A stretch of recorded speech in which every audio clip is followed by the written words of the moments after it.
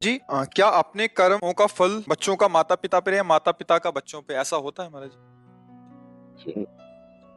क्योंकि हम संबंध स्वीकार किए हुए हैं। जैसे आपका बच्चा कहीं जाकर के अधर्म आचरण किया, पुलिस जब आएगी, यही प्रमाण लौकिक प्रमाण से देख लीजिए, तो आपको कड़वे वचन और शासन मिलेगी, क्योंकि वो आपका बेटा है। आप कहोगे मैंने तो कुछ नहीं किया। नहीं, तुम उसकी माँ हो, पता है तुम्हें कहाँ होगा वो, तुम्हें बताना पड़ेगा, तुम्हें दंड मिलेगा, क्योंकि वो तुम्हारा बेटा है। अच्छा, अब तुम्हारा बेटा भगवान का भजन करके भगवत भक्ति में तन्मय है। अच्छा, ये महाराज जी की माता है, अरे बड़ी कृपा, बड़ी आपको प्रणाम मिल रहा है ना, किस लिए? आपका बेटा भगवान का भक्त हुआ। ध्रुव जी का जब परम पद पर आरूढ़ होकर विमान जा रहा था, तो उन्होंने भगवान के पार्षदों से कहा मेरी माँ। तो बोले वो जो अगला विमान बड़ा तेजस्वी जा रहा है ना, उसमें माँ जा रही है।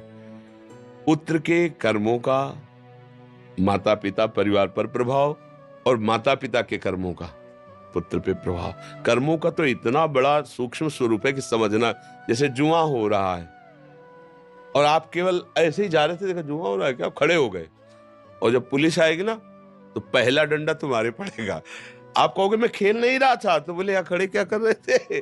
बोले केवल देख रहा, देखने के संबंध में दंड हो गया, फिर वो तो तुम्हारे शरीर से प्रकट हुआ है, फिर यह शरीर का संबंधी है, फिर आपको भोगना पड़ेगा। इसीलिए भगवान से प्रार्थना करते हैं कि हमें ऐसा पुत्र मिले, ऐसा पति मिले, हमारा ऐसा परिवार मिले जो भगवान के चरणों में भक्ति रखता हो, हमें ऐसी जगह जन्म मिले जिससे हम, आप भक्त हो लेकिन आपका परिवार अभक्त है, अब वहां वो कोई भी अधर्म आचरण करेगा तो आपको उसका क्लेश भोगना पड़ेगा, नहीं भोगना पड़े। भाई इसका पिता बंद करो इसको, अभी वो पता खुद खुद आ जाएगा, जब्त करो इसकी संपत्ति, जब्त करो। जब कोई बहुत अपराधी नहीं मिलता ना, तो उसका परिवार, उसका घर, उसके रिश्ते नाते दूर का मामा लगता है, उसके यहां भी डंडा चलेगा जाके। तुम्हारे यहाँ आया था? नहीं आया था। चार लोगों से पूछेंगे, हड़काएंगे, पूरी जगह देखेंगे, क्यों? बोले दूर का मामा लगता था। थोड़ा भी संबंध धर्मा, ऐसे ही भगवान की भक्ति करने वाले की 21 पीढ़ियां तर जाती, शास्त्र में लिखा 21 पीढ़ियां। क्यों? थोड़ा भी संबंध, क्यों? हमारे है, इसी संबंध से उसको लाभ मिल जाता है।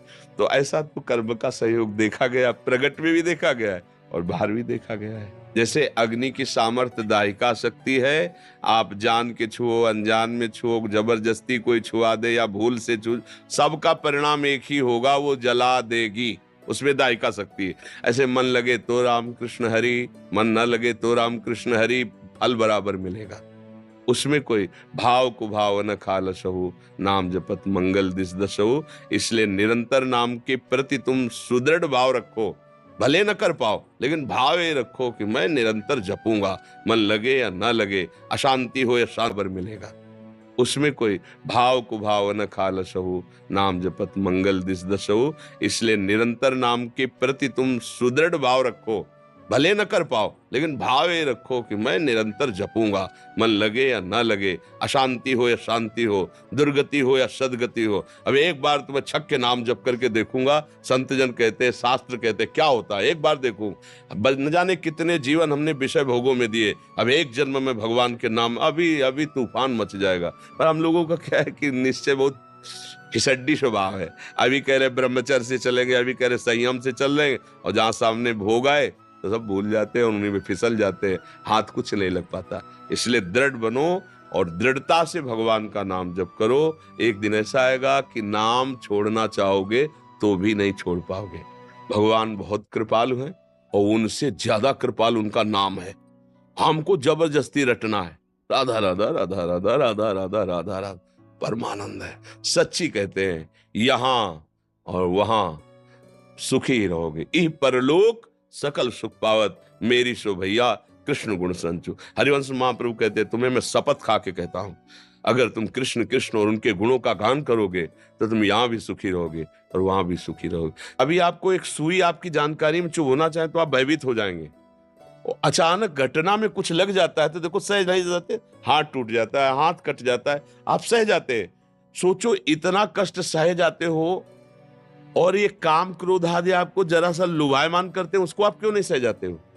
क्योंकि आपने सहने की बात ही नहीं सोची है, आपने भोगने की बात सोची, इसलिए फिसल जाते हो। नहीं, आप में इतनी सामर्थ्य कि आपको कोई परास्त नहीं कर सकता।